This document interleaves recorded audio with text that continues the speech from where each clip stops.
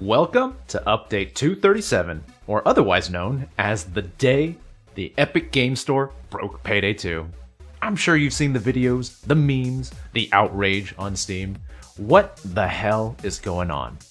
To sum it up, it's pandemonium out there, but I figure it'll quiet down with time, as these things usually do. So first, let me break down what exactly is going on.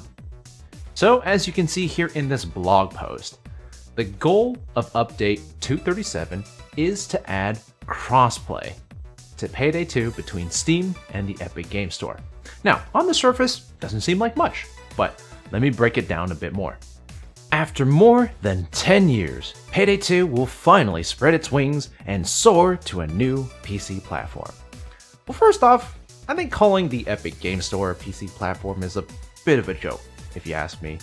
Also, I like how this entire thing kind of ignores that Payday is existing on other platforms, like the consoles, and have been completely forgotten. But hey, you know, that's not here or there. So anyway, there's not a lot of actual info in this blog post. I'll try to summarize the important bits.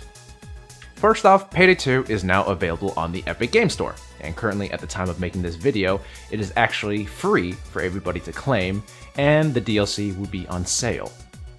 In addition, they're also adding some new in-game features to aid with adding friends and to deal with some matchmaking. Something along those lines. And finally, I think this is actually a pretty big one. I don't think anyone told me about this before, but, I feel like this would be big enough for an official announcement, unless it was made and I've just been living under a rock. Maybe it's in one of those dev streams. I don't know. Almir, I love you, but there's no way I'm watching those hours-long dev streams just to pick pieces of info for Payday 3. Just make a news announcement, please. Anyway, the whole thing is that Payday 2 and Payday 3 do not plan to be exclusive on any platform.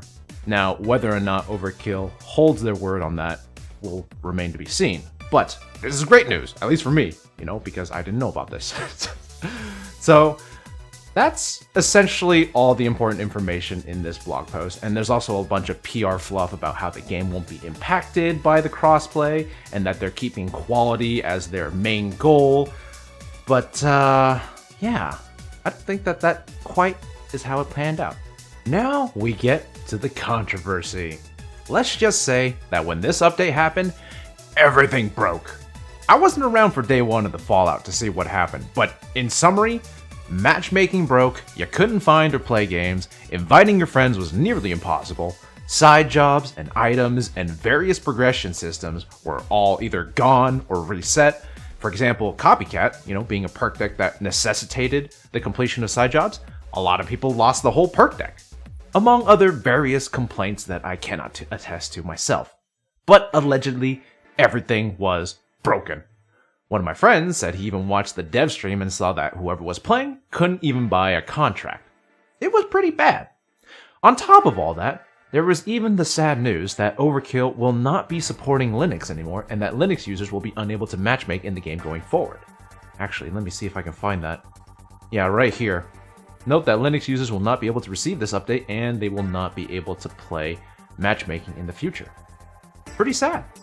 So take all of these issues and let's point them back to the source, Epic Game Store. You know for sure, people gonna be mad. I mean, let's just take a gander at the Steam page. So I'm gonna scroll down to the reviews, and these I've already sorted by recent. Here it is. And I also opened the graph to see just what happened on that fateful day of Update 237. That's a whole lot of negative reviews. And I've only set the filter as recent. There's nothing else here, so I didn't influence it anyway. There's a lot of negative reviews. A lot of people are unhappy with this update. And I also opened it over here. I think this is also, I'm not really sure how Steam does this, but the only criteria I sorted by was most helpful for today. And there's a lot of thumbs down, yeah. Now, as of making this video, a second small update came out, Update 237.1. This is basically the usual hotfix that Overkill does when things are incredibly broken after a new update. Now, I like to rag on Overkill as much as the next guy, but if there's one thing I have to give them credit for, it's that usually, when there's an incredibly game-breaking update, which, yes, I know, they shouldn't exist to begin with, and they should have gotten it right the first time, a close second is that Overkill usually fixes glaring issues within a day or a few days. And that's where I come in. Me and my friend, in all our vast intellect, said, hey, you want to play Payday 2? Let's just see how broken the game really is. And sure enough, my dumbass is updating my mods and hopping on to see just how bad everyone is making it out to be. So, let's take a look at my personal impressions of the game in its current state. Not gonna lie, for the most part, I think the hotfix ended up fixing most of the glaring issues that people had. This is regarding the matchmaking, being unable to join games, and also progression being reset for items, levels, and side jobs. Those all seem to be working for me at the time of making this video. However, I still ran into many issues regarding the update itself, as well as things unrelated to the update, which I'll cover a bit more later. First off, let's take a look at the new social hub system with a live interaction between me and my friend. Dude, look at this nonsense. Steam friends 119 showing me all the people online, but it doesn't make any sense. HUTDRTT, or that's an equal sign. What are you talking about? And then art, I gotta all the way down here to invite the one person in the game that I have as a friend. This is ridiculous. As you can see right now, this system is incredibly half-baked in terms of usability, convenience, and actual functionality. I've shown you briefly how it looks, but speaking about functionality, it's leaving a lot to be desired. There's glaring issues where sent invites simply don't work. Me, as the sender, can't send invites because it's stuck with a message saying I already sent an invite when they tried accepting and it didn't work. And currently, certain aspects of the user interface simply also don't work. Next, here's the new lobby code system. When you're in a lobby, you get this new system where your lobby has a code up here in the top left that you can share with people to easily find your game. You can also hide it and show it. In theory, I wholeheartedly support this system.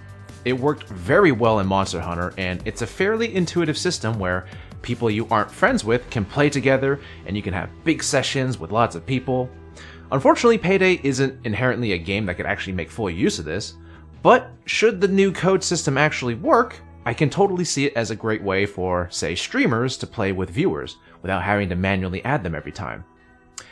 However, this functionality is also currently inoperable. Trying to copy the code doesn't seem to work half the time, and when you paste it, it also doesn't seem to work. So when you send the code to one of your friends and they copy and paste it in the game, it just shows up as this underscore. So here's an example of me and my friend trying to do it and just failing utterly. Okay, let me try giving you my lobby code. Maybe that'll work. Where do I put that in? You're gonna have to figure that out. Oh my god. I love how anytime I bring up a tab with our chat, you invited Art to play Payday 2, you invited Art to play Payday 2, and it's just like a dozen of these. Yep. There's the code, try that. I'm gonna, I have to type this in manually. Can't copy paste it? No, when I copy it in, it just does like an underscore. Like it's, I don't know. So in addition to the lobby code not really copying and pasting correctly, when you try to input the code in CrimeNet, when you're searching for someone, say, I'm trying to paste the code, but it's showing up as an underscore. If you actually search, you do have a good chance of crashing your game. Not sure why. So basically, all of the new features were difficult to use or simply didn't work at all.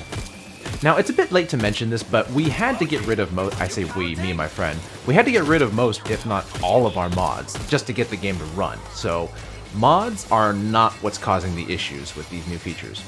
There's also been reports on how switching to Epic's online servers has caused major instability, or how features of matchmaking have been removed for a worse experience. I can't comment on those because, well, I can't even find official information about the switch to Epic online servers, so take what I'm saying with a grain of salt.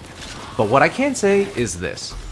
I've also run into new bugs, like games simply not starting when both me and my friend are readied up, or how restarting a game puts us in a soft lock lobby, and now my friend has to leave and rejoin for it to work.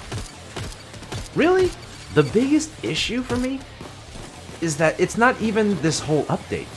As it is, this game is just a really difficult experience when it comes to trying to get friends together to play.